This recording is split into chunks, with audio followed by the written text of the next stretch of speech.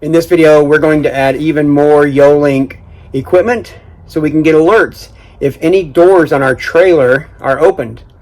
Stay tuned.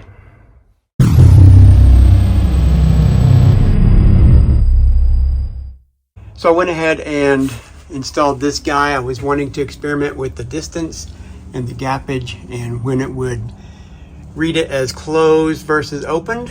And this distance and gap is working fine. This rail here sticks up quite a bit. So this guy has a little distance from the door, and then this guy is attached down on the door. So they're not going to be aligned with each other, but they're within the specs to read. They need to be 0.4 inches from here to here. And I'll get a screenshot on the app so that you see the difference of the alert versus for open versus closed. So these sensors come in a tiny little box, tiny but mighty. And then out of the box, they look like this. They're pretty tiny. They have a sticky tape on the back, and you just peel that off and stick it so that they're going to be within a short distance of each other to measure a door being closed or a door being open. And the alerts just trigger on the app based on this difference back and forth.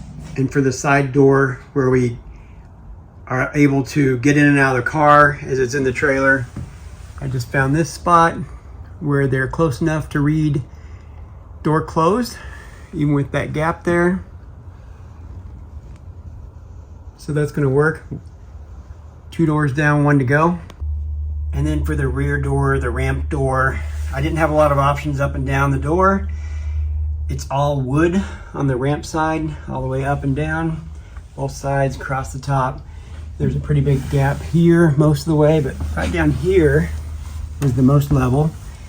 Additionally, we have to be careful when using the ramp because this little piece here is going to be an easy target for bumping it or crushing it or something like that. So we'll just have to see what kind of luck we have.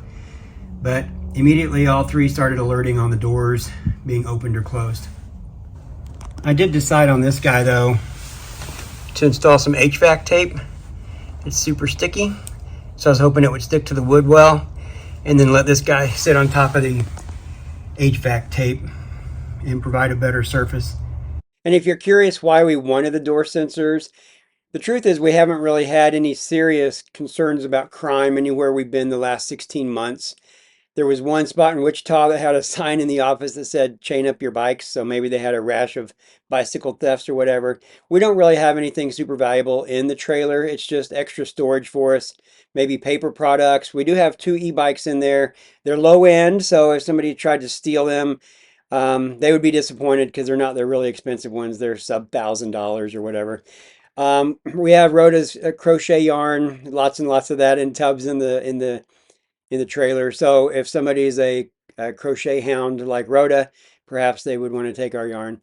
We don't really foresee any problems with theft, but for 15 bucks a sensor roughly, we're able to see if the doors are opened, or even more importantly, if I forget to close the door, it would alert us after a period of time of the door being left open that the door is still open. So that would be handy as well. The protocol it uses for wireless is called LoRa, L-O-R-A. I've mentioned that before. Check out our 2 other YoLink videos on water leak detection and temperature monitoring and space heaters and all that automation stuff. But LoRa can penetrate metal and concrete far better than Wi-Fi can, and it can go way, like 4 or 5 times further in general. It's developed for Internet of Things, IoT type products, for great distance and through other materials.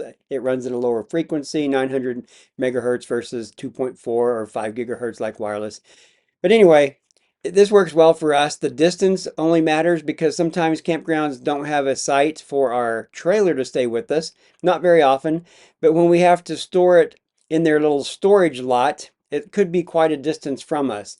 So with these sensors, they're self-powered, and they will reach our communications hub, the YoLink hub here in the motorhome, and keep us updated on the status of those doors. So that just seems like a real good peace of mind thing for us, honestly. If this video has been interesting or useful at all, please like and subscribe.